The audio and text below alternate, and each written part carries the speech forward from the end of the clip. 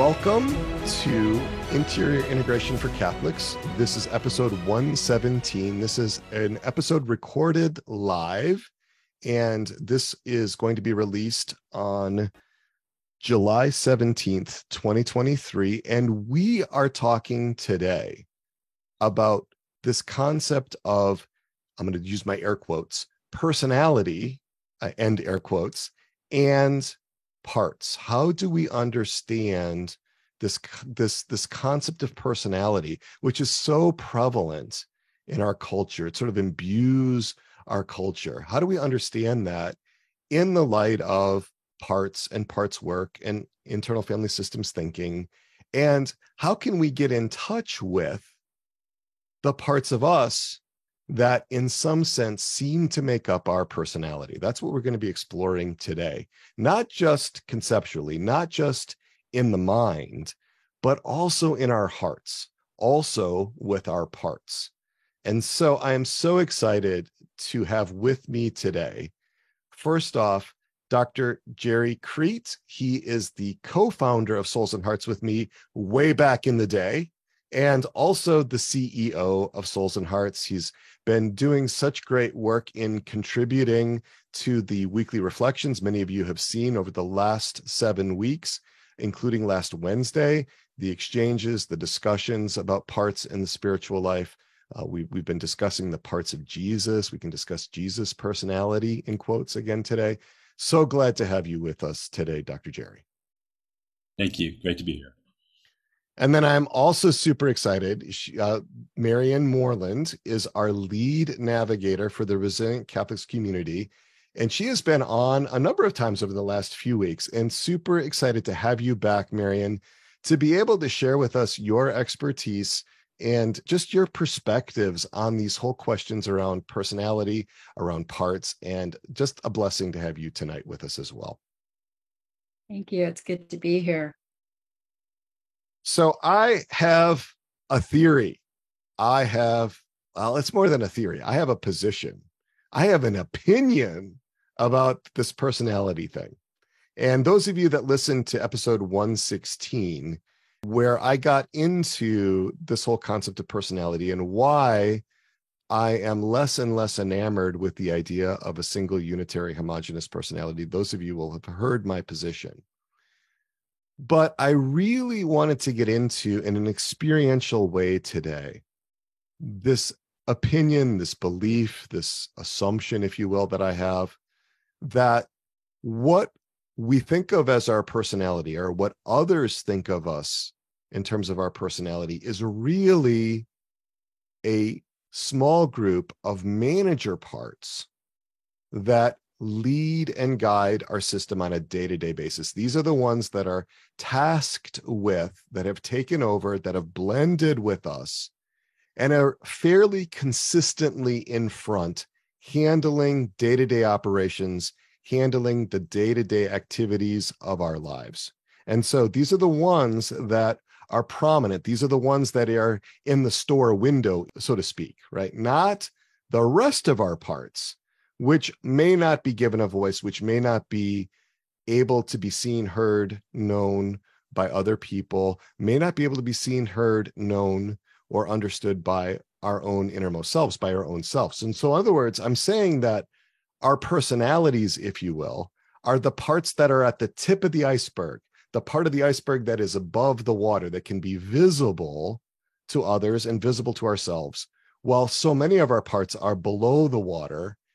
And just because they're below the water, because they're not seen, heard, known, understood, that does not mean that they don't exist.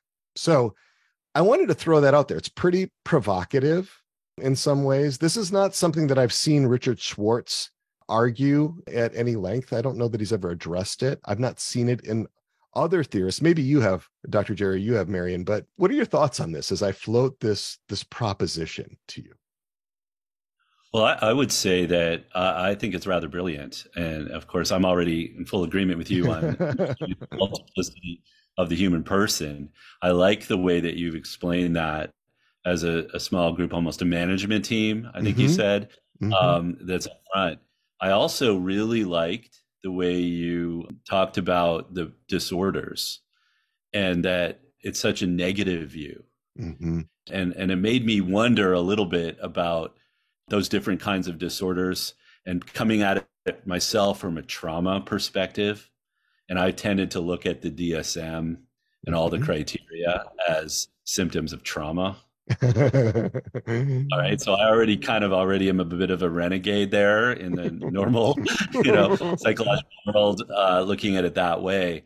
And so it did make me wonder about those, you mentioned a whole bunch of the obsessive compulsive right. and the narcissistic and all those different types.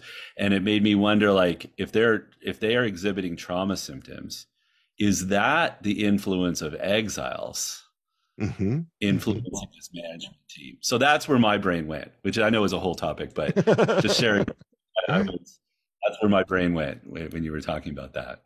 Absolutely. I totally agree with the idea that exiles drive so much of what happens in our system, because what is that management team doing? It's trying to keep us from being overwhelmed by the intensity of the burdens that our exiles carry, right? So they're very invested in keeping most of the iceberg under the water, right? Because if it's not where it can be in conscious awareness, it doesn't threaten us so much. And so there's this idea that if it's not immediately there with us in a conscious awareness, then it doesn't exist. So yeah, I totally agree with you on that. I think this is also a place where we see managers, where we see more protectors that also take on burdens, like managers that take on the belief that if they don't do what they're doing, everything is going to fall apart. And it's not necessarily that exiled part that's got the burden. The manager's just been like, this is what I got to do. Here's how I got to survive. And so they pull out to those extreme beliefs where they're further away from self-leadership. And then you've got some pretty strong personality going, right? Well, and here's what I'm thinking. There are two ways that Daniel Siegel in Interpersonal Neurobiology characterizes pathology or dysfunction inside. He says you can either have chaos or rigidity. And I think what's happening when we start to see these really defined personality types, remember, the personality styles were named after the personality disorders, like you were alluding to, Dr. Jerry. And so when things start to get more fixed, more rigid, they become more readily identifiable as enduring patterns over time, as the DSM or the Psychodynamic Diagnostic Manual defines personality. But my idea is, what if we actually have all the positive aspects of all of the personality styles within us, and we're really just not able to access them because the parts that carry those particular characteristics are simply not allowed to be present? And that would explain how Jesus, for example, could be with so many people in so many different ways, representing so many different personality styles, because that's what was needed at the time. The Pharisees needed a really firm hand. They needed somebody that could speak with power and authority to try to influence them. But that's not what the woman at the well needed. She needed like a real gentleness, a real kindness. She needed a real compassion in that moment. And so depending on like what is called for in love, I believe these different parts of us, the more access we have to them in this interior integration, the more connected they are, the more that they can actually help and contribute to the loving of another. And that's the real reason why I'm so interested in this topic, is because the commandment that our Lord gave us, the first commandment, to love the Lord thy God with thy whole heart, with all of your being, with all of your parts, I would interpret that, not just with the few parts that are struggling to make sure that the other parts don't ruin it for you, not just the management team that's, on the top of the iceberg and with good intentions. I mean, they're again trying to help you survive. They're trying to help you maintain important relationships. They're trying to help you through the demands of daily life. But because they're not in right relationship with your innermost self, they don't have that breadth of vision. There's things that they're not seeing. And they tend to see the other parts in very reductionistic, very two-dimensional, very one-dimensional ways, not in the fullness of their ontological goodness being made by God. I think that's wonderful. I noticed in your talk you made a slight reference to Myers-Briggs, and I always thought it was and you love the Myers-Briggs, Dr. Jerry. Dr. Jerry loves the Myers-Briggs. I don't think it explains everything. I just think it's an interesting tool.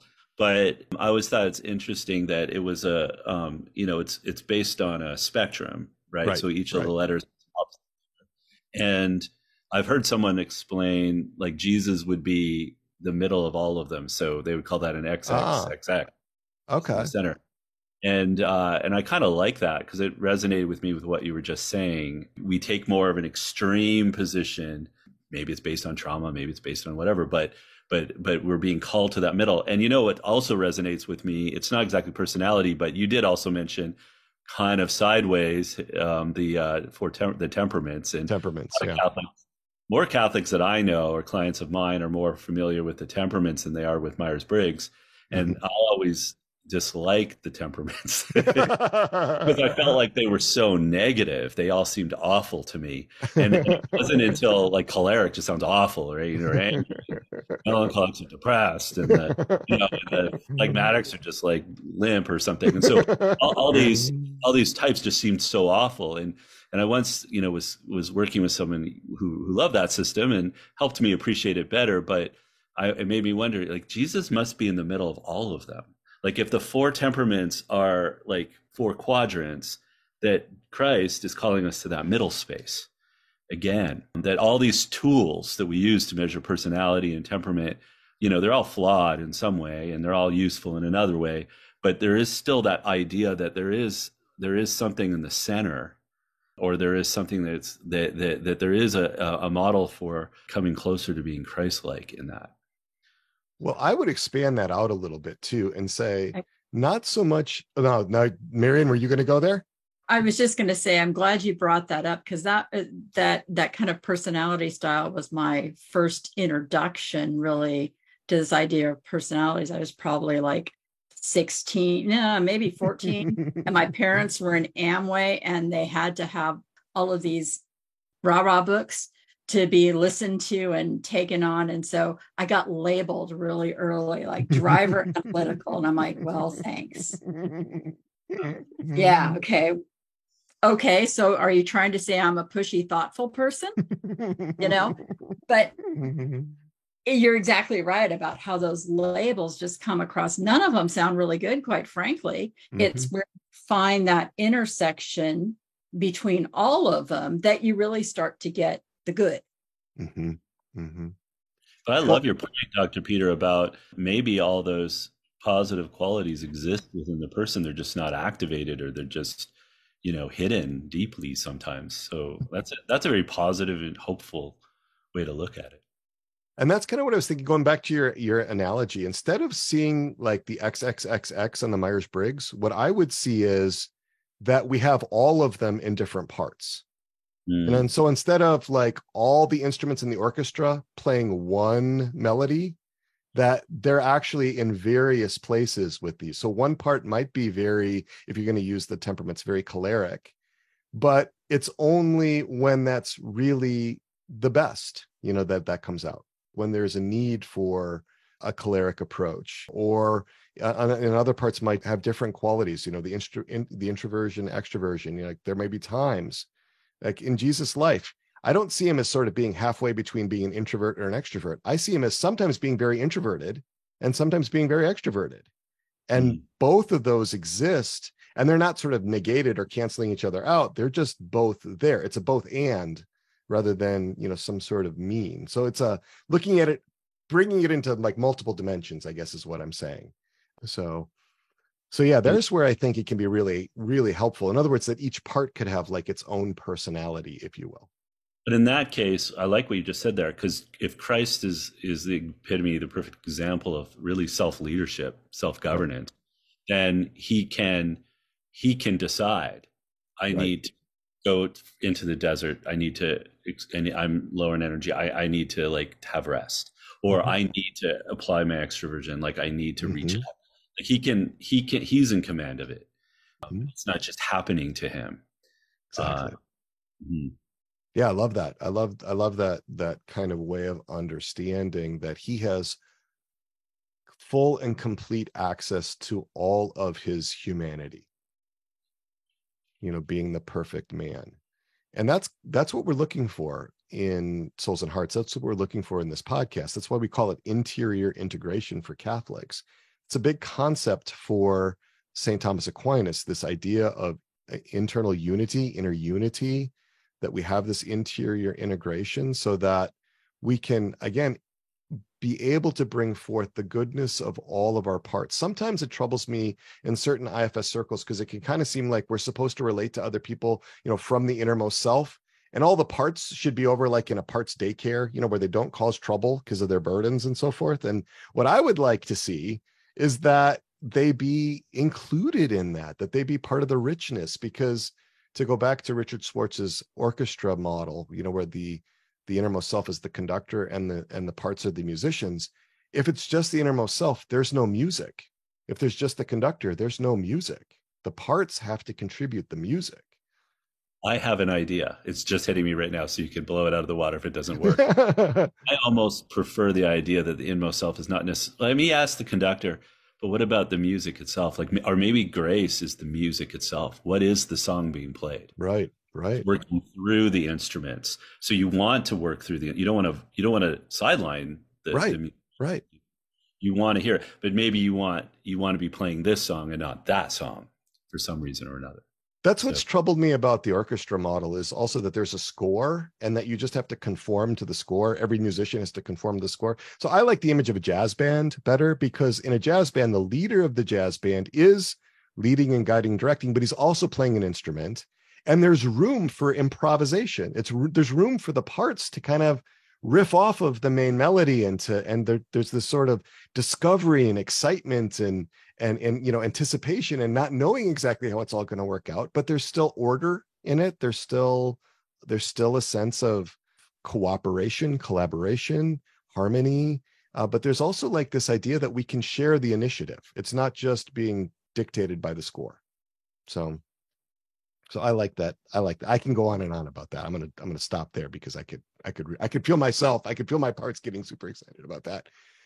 And I do want to make sure that we have time for the exercise. But yes, Marion, tell us. I was just going to say, I think it's Karen Grabowski. She wrote a book on internal family systems and eating disorders. And I like how she describes it, because she talks about managers as being either a bully or a mentor. And so how close they are to self-leadership is where they're at on that bully or mentor spectrum. And what I like is that when we kind of go to that idea of bringing our parts into relationship with others, it's not being in self or out of self. We're not jumping in and out of a pool. We have self-leadership. So the leadership can recognize the talent in these various parts and bring them into this dynamic, this relationship. And that just really brought a lot of kind of clarity to what I was seeing, but couldn't quite put the words to. So, yeah. Again, very consistent with Thomas Aquinas and his emphasis in the Summa on self-governance, the importance of self-governance. And so we're finding that there's like some parallel lines. There's some convergence here of what we're talking about within sort of an IFS framework, and that's harmonizable with what we know to be true by divine revelation. So, well, good. Any other thoughts before we move into an experiential exercise? Anything else you guys would like to? Oh, I'm ready.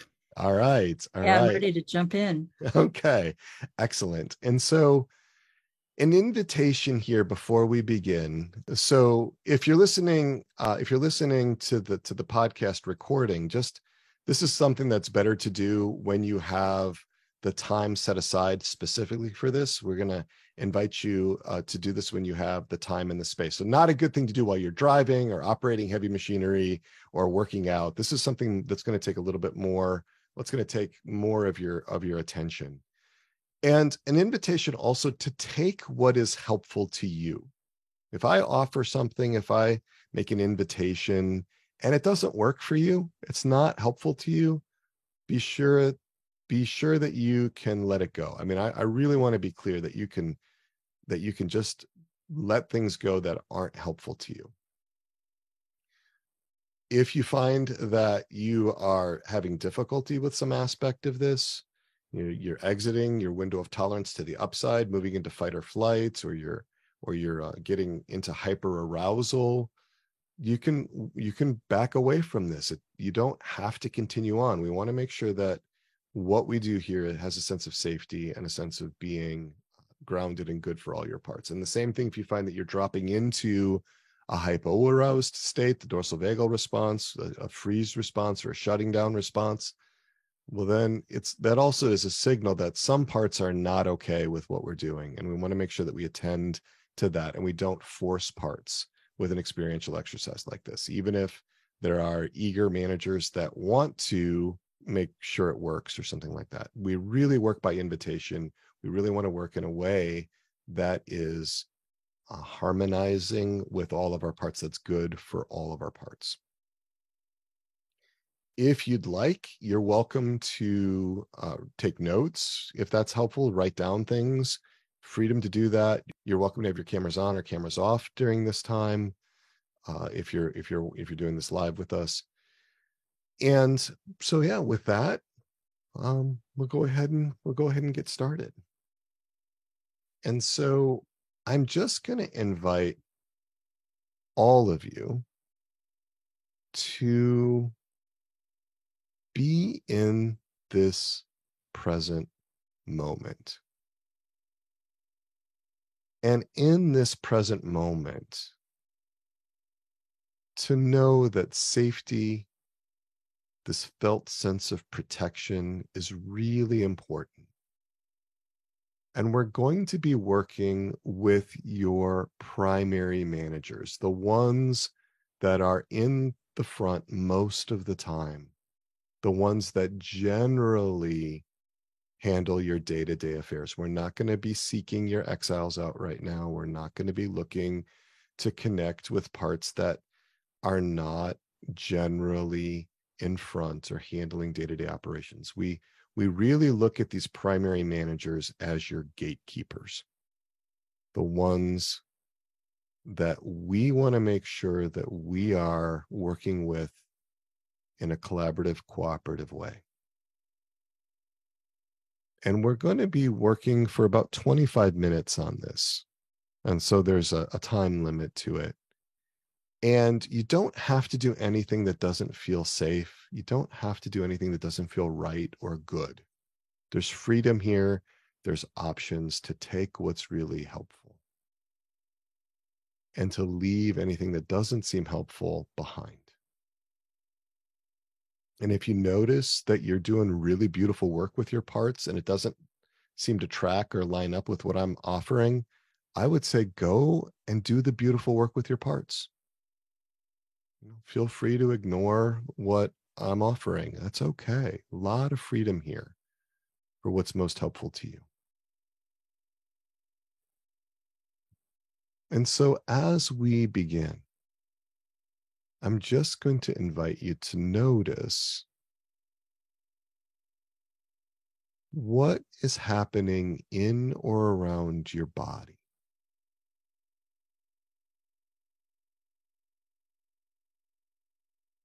Just to notice what body sensations seem to be present, especially if those body sensations are pretty common, pretty familiar, around a lot. Just notice what's happening in or around your body.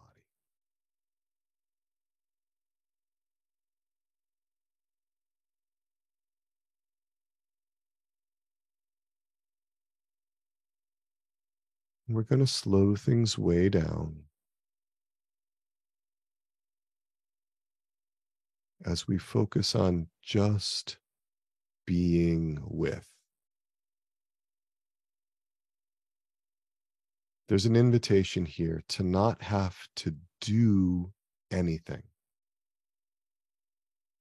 There's a freedom in these moments to not have to achieve anything or accomplish anything or get anything done.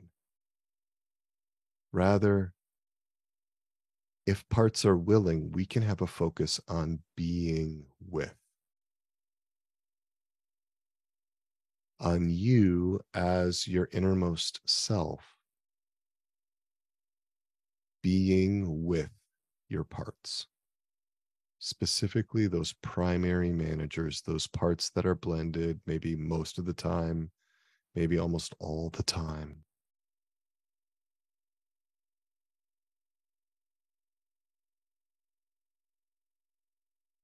And maybe you can locate one of those managers in or around your body. Just noticing a body sensation. And maybe it's not a body sensation. There could be, a prominent memory or an image, or maybe you're already sort of hearing a voice inside, in a sense, being able to connect with that part in some other way. But to be able to focus in on a part that tries to get things done, or a part that leads or guides your system often, navigates the challenges of life, is very present at work,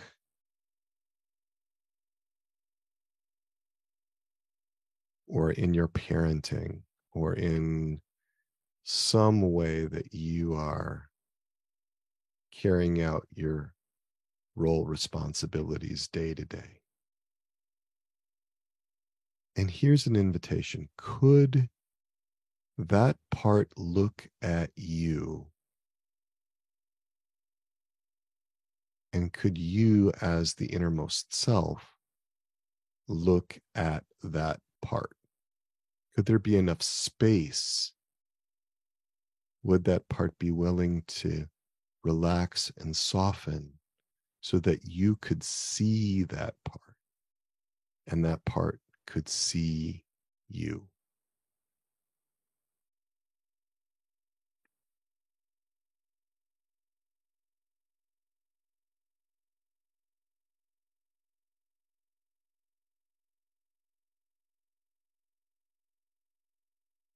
Would that be okay?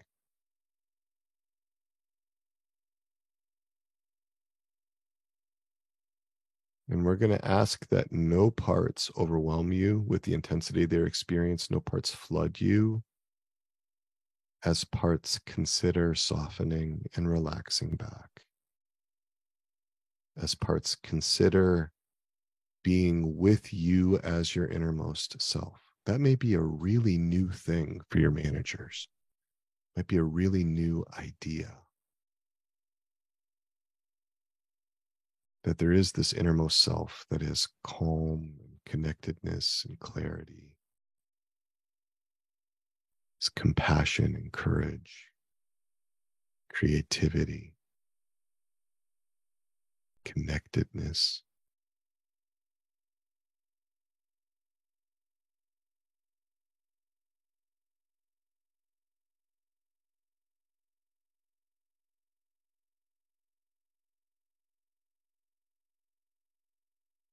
Would it be okay?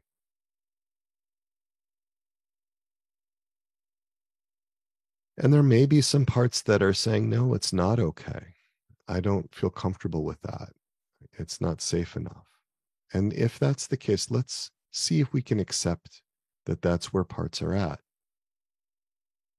and just connect with them on that level. What would be the problem? What would be the concern? What's the worry if you were to allow the innermost self to be more in front?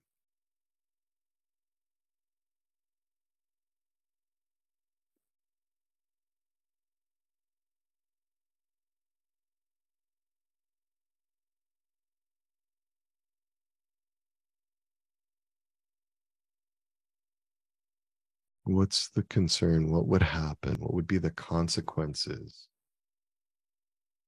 of you as parts relaxing, giving space?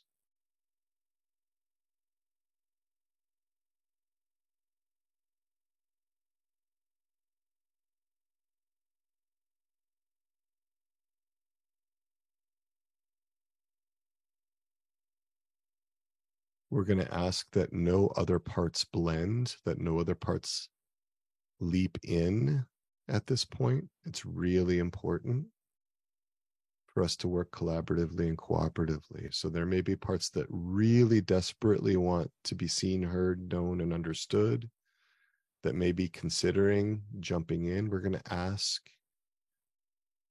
that they hold back so that we can work with these manager parts, these primary manager parts, around the beginnings of a collaboration to allow much more regular access to the rest of your system. That's a long-term process. We won't be able to do all of that tonight. Tonight, we're really just working with those managers.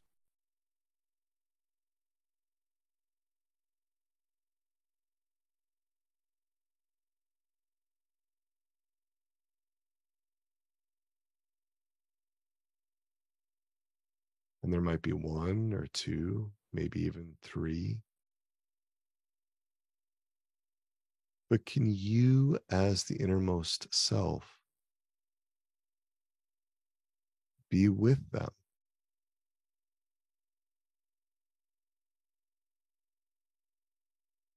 And get to know them.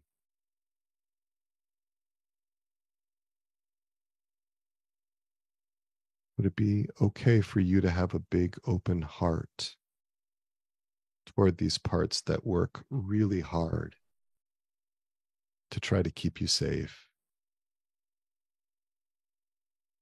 These parts that have such good intentions,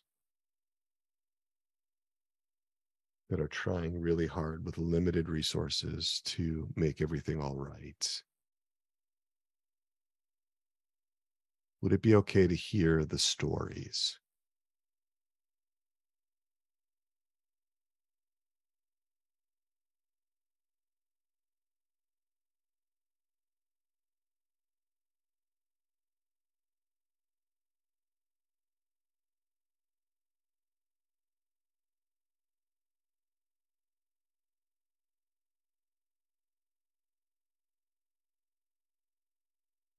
What do these parts want you to know about why they feel the way they feel?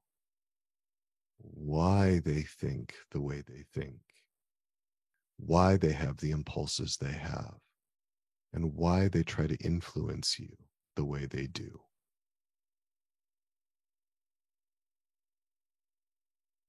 There's reasons for all of that.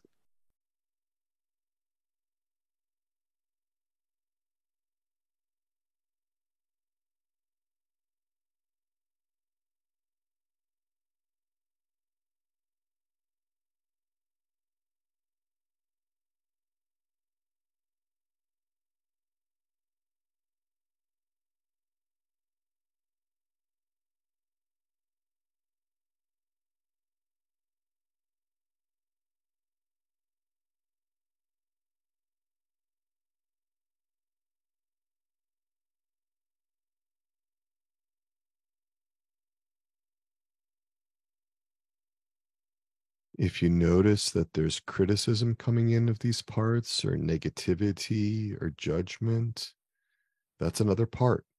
That's another part. And maybe that part would be willing to give you some space.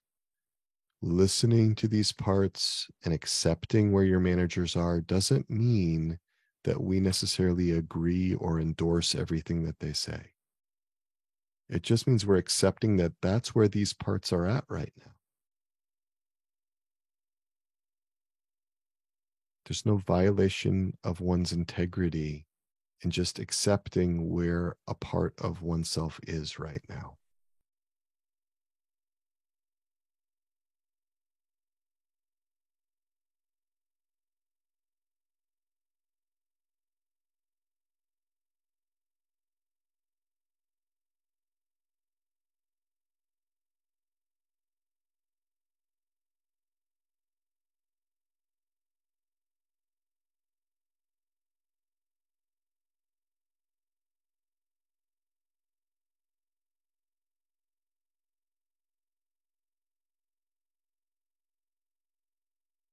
Big open heart to our parts.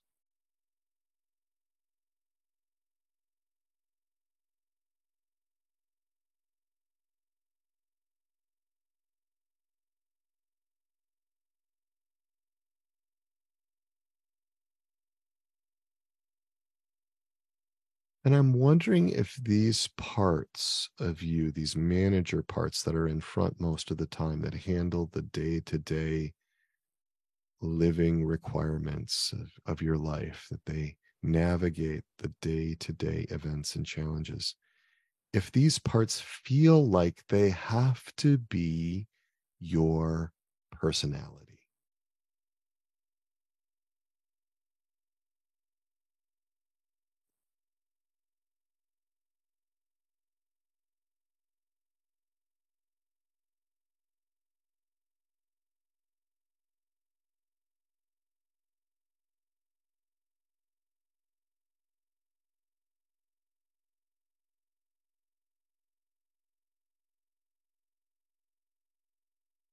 It's just an idea. Does that resonate with them?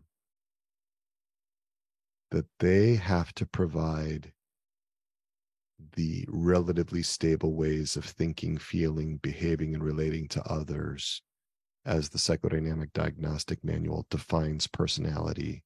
Or do they have to provide the enduring patterns of perceiving and relating to and thinking about the environment and oneself as the Diagnostic and Statistical Manual, edition 5, describes personality? Do they have to do that for you? Do they have to be your personality? Do they feel that way?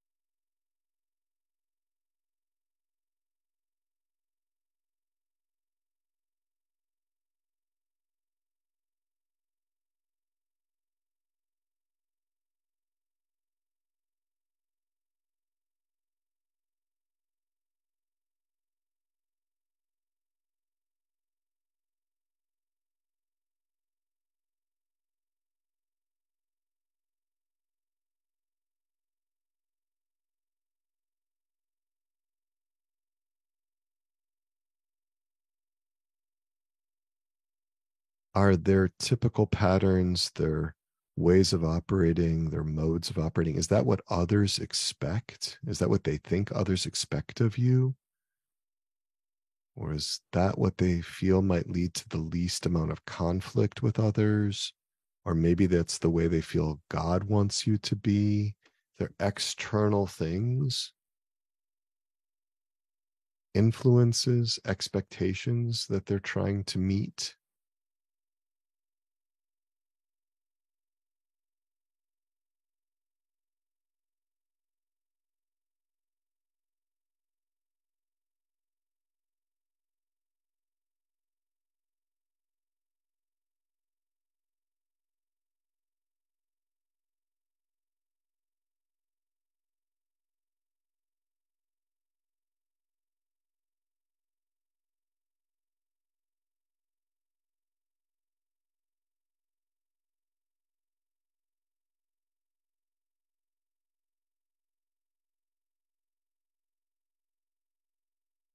Just to be really curious and genuinely interested in their experience,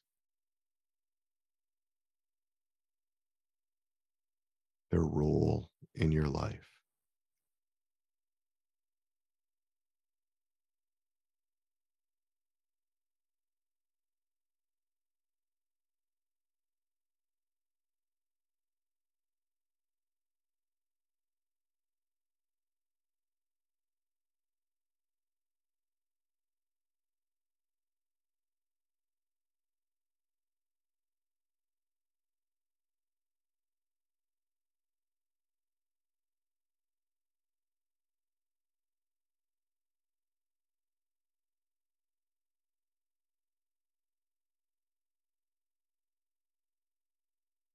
And what needs are they trying to meet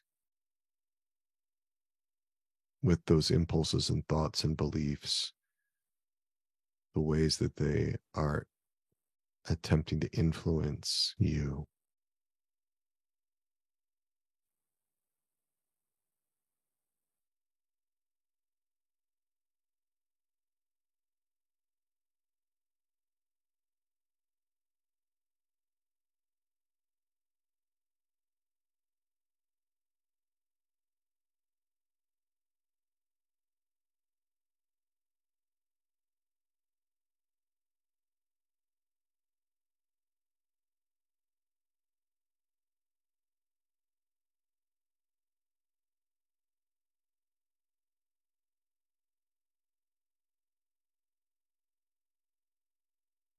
And can those primary manager parts of you, can they imagine what it would be like if you, as your innermost self, were leading and guiding your system?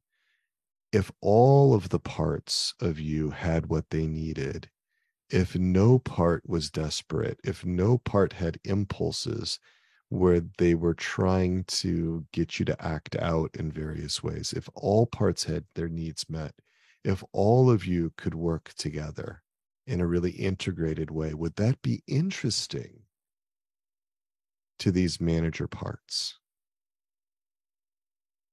Does that sound appealing? Is that even imaginable?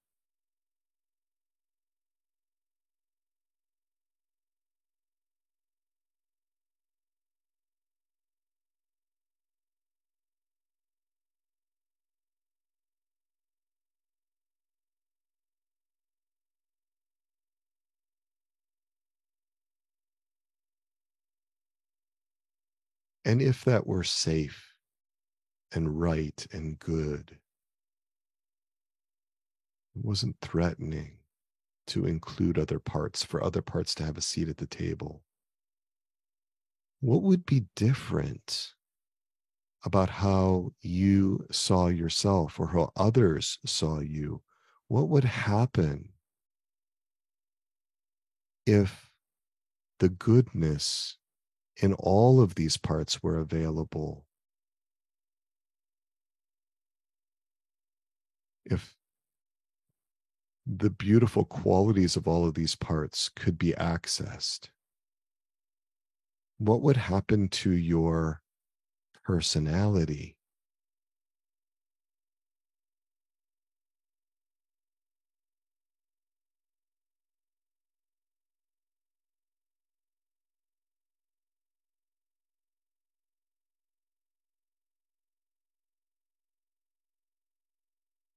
What's missing?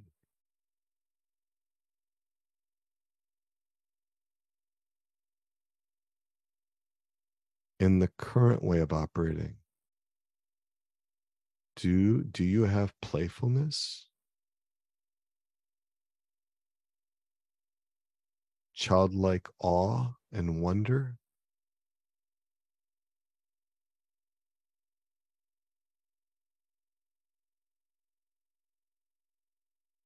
Warmth and affection?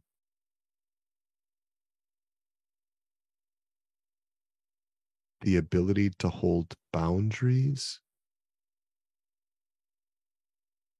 To be assertive?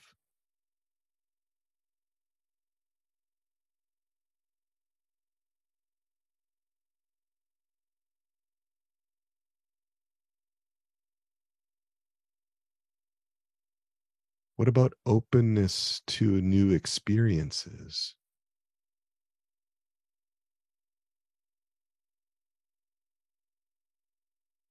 Firm commitment to principles?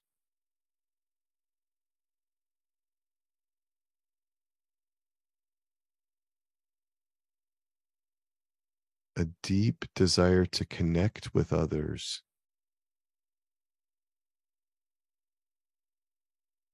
A sense of adventure?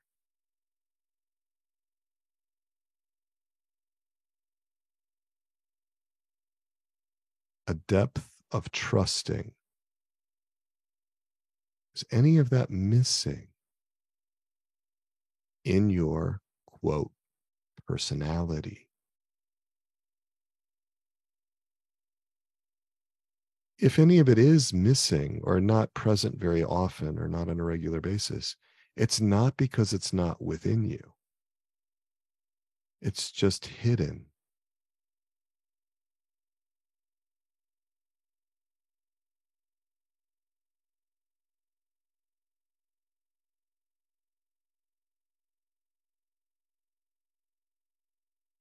Would it be interesting? Would it be appealing to have those things, but in a way that doesn't flood or overwhelm or destabilize you? You are fearfully and wonderfully made, made in the image and likeness of God.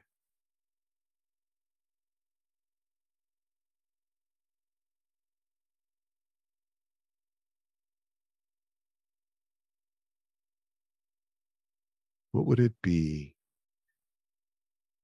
What would it be like to love with your whole heart, with all your parts? For there to be a place in your heart for every single one of your parts, and that every single one of your parts could play the music, could play in harmony.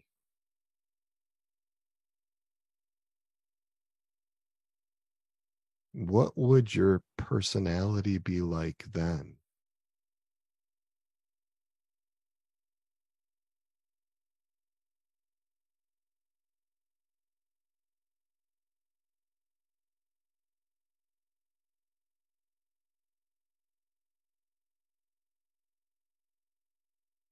If it's helpful as we draw to a close, if it's helpful to write down some of the ideas, the responses, to put parts' voices into writing, especially those manager parts, so that you could go back and connect with them about that at some future point, I invite you to write that down or to draw it out or to represent it in whatever way is helpful.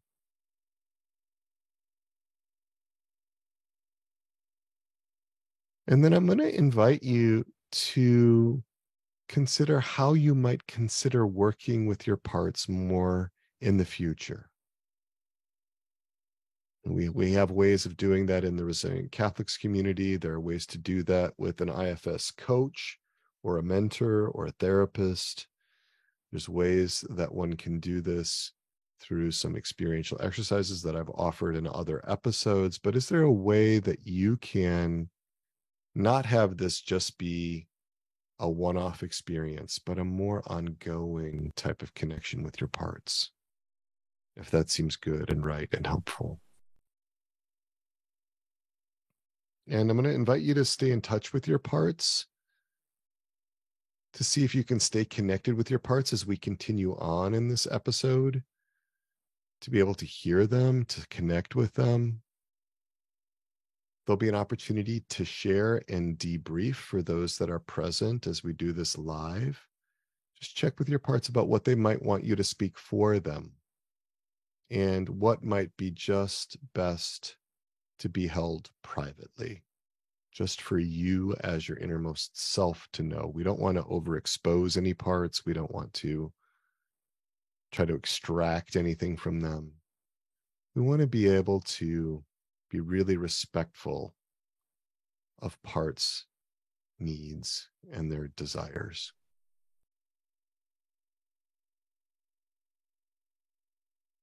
And with that, I'm going to invite you to rejoin us in our experience today.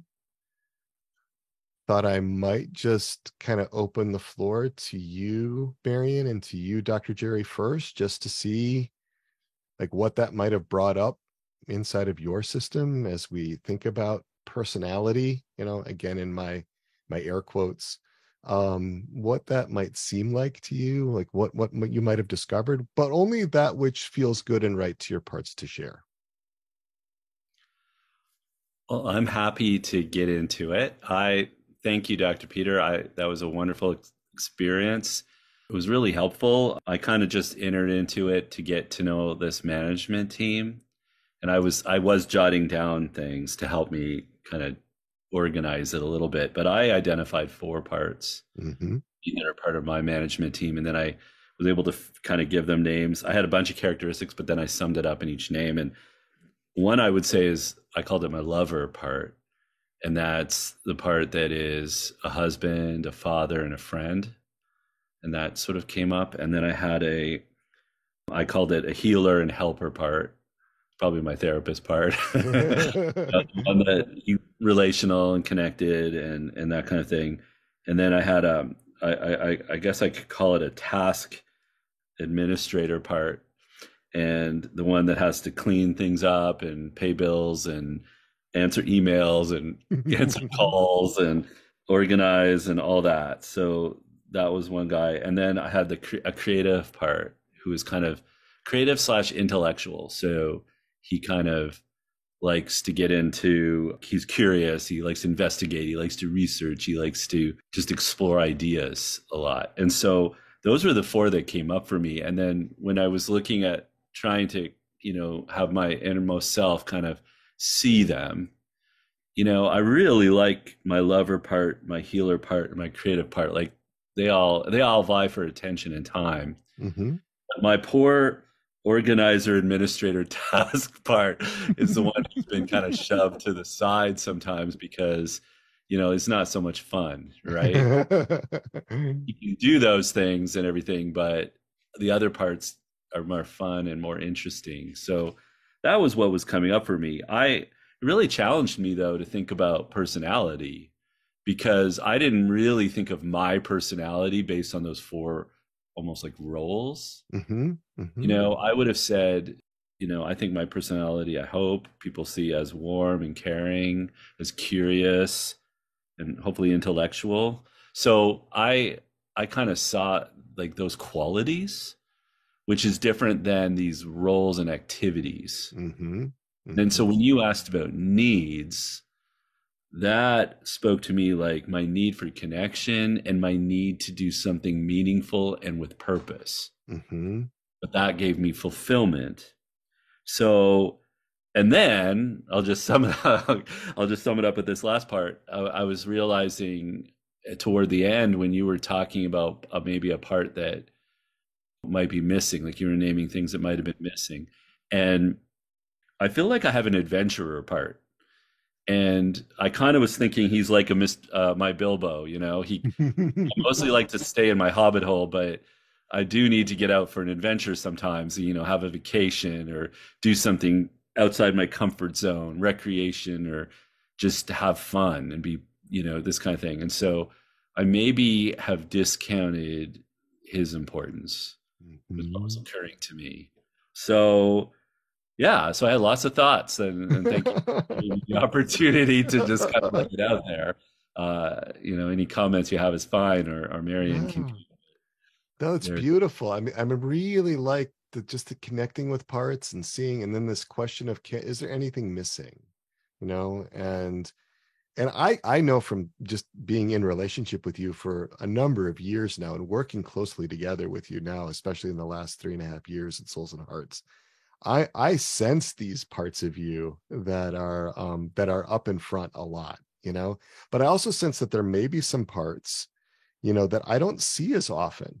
And so it's exciting for me to think about getting to know you better and being able to come into contact with more of your parts and to kind of get to know you and to be able to love you in greater fullness, with more of your parts involved, more of my parts involved. So Thank you. I appreciate that. And it just feels so much more fulfilling and meaningful to me than just a list of like, yeah, Jerry, you're kind of depressive and dependent. You're neurotic. Like that's relying on the negative. And, so I really appreciate that it's a positive approach, and that I love what you said about wanting to get to know more of my parts. And I feel that way toward you too. So that's a way of building relationship. I love it. Well, thank you. So Marian, I just wanted to create a little space if you had something that, Sure. You might want to share with us. Again, no pressure though. It's really important to be free, right? So yeah, it was I think I kind of did a little bit like Jerry was looking at this more like the team, Mm-hmm. Who are the ones that are kind of out front? And I've got a part that someday I think her name is Linda Alice. You know, sometimes she tries to be Wonder Woman, and other times Mm-hmm. it's thought like Alice in the Brady Bunch, trying to fit all these things together. You know, it's the get stuff done and organize it like that. I think that's another huge thing. Like I can remember having that label since I was like really little, like that I'm the organizer. And then there's a troubleshooter type part, which is interesting because I think sometimes this part wavers. Sometimes it's very management oriented, and other times it kind of becomes like an adrenaline junkie for me. So it can go into some firefighter type behavior, like causing me to do insanely stupid things or, going to danger zone. I think that's the part that loves to respond after disasters because I get to really be present and deal with the problems that people are dealing with. But then there's also kind of that adrenaline rush of like driving through a place where the trees around you are still burning, and it's kind of exciting. So, and then there's a part which I don't feel like I have a good sense of this part in its entirety, but I know that it's kind of historically been my peacemaker. But sometimes that's a bite your tongue to avoid creating conflict. I think that this part's role has really changed, maybe even more so as I've been parts work, that it doesn't feel the need to bite my tongue as much. But it is also probably the part that kind of that's my counselor, my mom, my parent part, my wife part, the part of me that really cares about people deeply. What was interesting for me is as I kind of mapped this out, because that's kind of how I work most of the time. And I could even see like where the polarizations are at pretty clearly. And I was going along just fine. And you said something, do they have to be my personality, which kind of was jarring. I should have known it was coming, but obviously that thinking part wasn't online. So maybe that's a good thing. But it was like, do they have to be? And so I felt like the answer kept coming back, no, but sometimes they get to be. They get to be the gifts and talents the way people see me, or the bad sometimes too, right? And then Jerry made his comment about relationships, and I'm like, I like look at these, and none of the peacemaker is sort of relational, but it's also the part of me that will go most inside. Just keep your mouth shut. I think it took the message when we were kids, maybe others heard this, that children should be seen and not heard. And it hasn't figured that I'm older. And so sometimes, you have to remind it a little. But yeah, the relationship, like it didn't feel like there's a strong part that drives relationship, which doesn't mean that there's not relationship. So I think I'm kind of curious about that. Yeah, I don't know. I'm still kind of exploring that idea. Like, okay, so if I'm not seeing a primary manager that's doing this, what is going on? So yeah. How do we understand that? Because I do think one continuum that I think of in terms of parts is how focused are they on meeting attachment needs, relational needs, right, versus how focused are they on integrity needs. And so that's where parts will sometimes polarize. One part might have a strong need to maintain good, firm boundaries and make sure that you're not intruded upon or invaded, whereas another part is all about maintaining the most important relationships. And so there's a tension in there. And I think about that dimension, and that was kind of what I was thinking about when you were talking about, like, sometimes the management team could be more invested in the relationality, sociophilic types of things, really desiring relationship, or a management team could be really more focused on protecting integrity. And there's where you get into those personality styles. Like a paranoid personality style is very much about protecting your own integrity, setting limits and boundaries. Whereas a dependent personality style would be more focused on maintaining relationships. And so if the management team has these qualities, that's why I start to think, and they get kind of fixed in that or consistent in that, that's where you start to see these personality styles or even personality disorders become more prominent. So I'm glad you mentioned attachment needs, because that was the other piece that kind of going through this, as I looked at these three, it was like super clear which one was meeting which attachment need. Didn't even think about integrity needs. That didn't even go to my brain. It was just like, these are the attachment needs. So yeah, it was interesting. Definitely going to be doing a little bit more time with that. Well, thank you, Marian. What I'd like to do is just kind of open it up to whatever seems important to address for your parts. And that could be if folks would like to share their experience of what it was like to go through this exercise. There might be questions, that are coming up about like how this works. There might be some ideas about that. There might be other things around personality, around parts, around how our internal systems operate. So just kind of wanted to open the floor up. And yeah, Amanda, I'd be very open to anything that you'd like to tell us.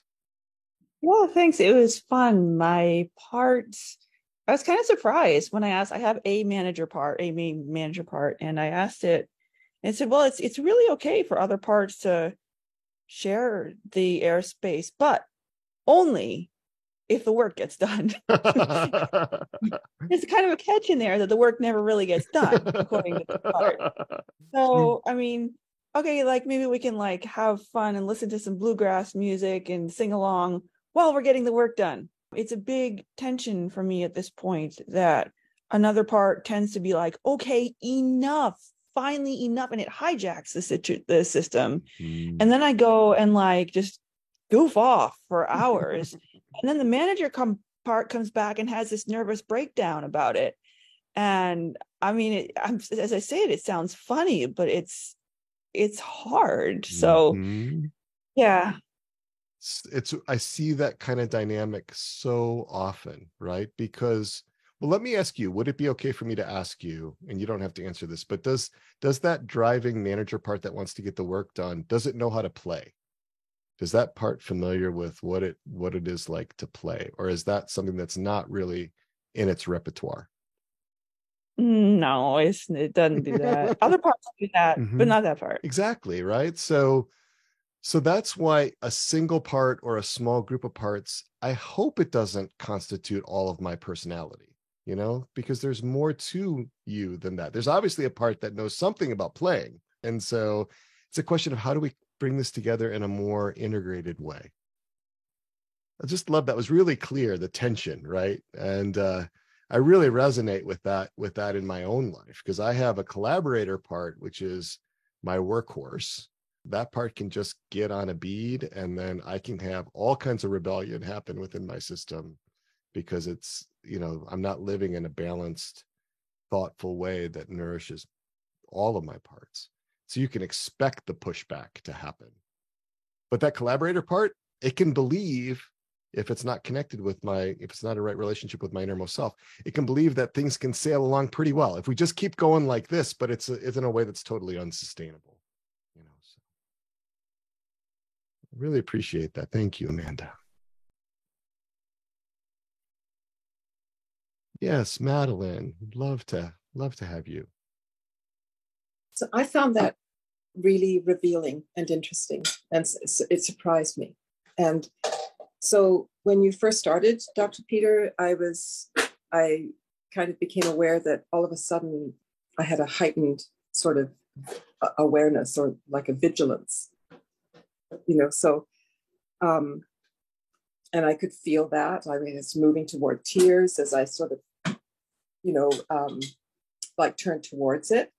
And I could feel it, in my tummy and stuff. And then you mentioned something about competent managers. And I've been working with my competent manager because this morning did a session with that part saying would you like to just relax back for a while and take a break? So I sort of thought, maybe I'll bring that part in, but no, it was the vigilant part that wanted the stage.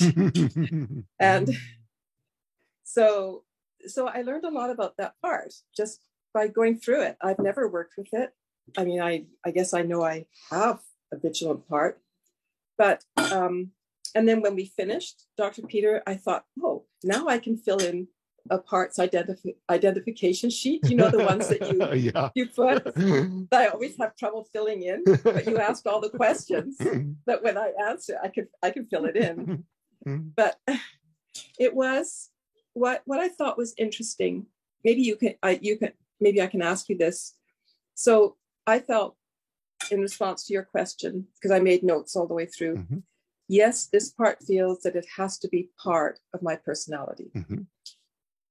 And why? Because it has to warn others off. And then I asked myself, or is that an alliance with a feisty kind of firefighter part? Because they seem to be not quite the same, but working together. Do parts form alliances? I mean, I know they do form alliances. Could that be an alliance? Sure, absolutely. I mean, because I haven't really got into alliances yet. So I have an alliance among 4 of my major parts. I have a really good boy part. This is my Catholic standard bearer. This is the one that really dictates what's right and wrong based on its own lights if it's not connected in. And then I have my collaborator part, which is my workhorse part, the one that gets things done. And I have my evaluator part, which is formerly my inner critic, but now goes by evaluator, that judges these things. And then I have formerly my intimidator part, but now my guardian part, and those four often constitute my management team. And they work together seamlessly in a lot of ways, and going back to what you were saying, Marian, even though I have a lot of parts that are very sociophilic, that very much want relationship, those parts of me, my primary management team, is very much about integrity needs. It's very much about being right, being good, being acceptable to God, and not nearly so much about relationships, not nearly so much about connection. And so when I blend, when I lose my center, when I destabilize, I move into very task-oriented. I can become pretty authoritarian. Dr. Jerry's experienced some of this, just in some of, the tensions that we've had in running Souls and Hearts. And fortunately, we've been able to weather some of that, and we complement each other. So we've been able to work through a lot of that. So yeah, to your point, there are alliances, and those are very important alliances to those managers. But there also still is an incompleteness among the team, right? So if those were the only parts that people saw, they wouldn't see that I do have very sociophilic parts that are very much about relationship and connection and warmth and so forth. But you don't see that. That's not my go-to when I'm threatened. I don't move toward people when I'm threatened. I move away from people when I'm threatened, so. Yeah, and I think that I just found it interesting that this was the only part that kind of showed up, and because I know that I've got other managers, but I thought that was interesting, and it was very revealing when you asked the questions about qualities of, could this part imagine if, and then you listed all these qualities, and that was really interesting. And even that would be wonderful if that could be. And definitely I thought, yes, I would be seen as a different person, having a very different personality. And I think this part even liked that I would be seen as being softer and more playful, more stable, because a lot of my parts don't like the fact that I kind of am seen as being this, tendencies toward DBT and getting, get put in a box. And I don't like that. Mhm. Parts don't like that. So I think it was a very positive and interesting experience. Thank you. Well, thank you, Madeline. So great to hear from your parts and to hear the perspective. It's really beautiful. It's a gift to all of us. I appreciate it.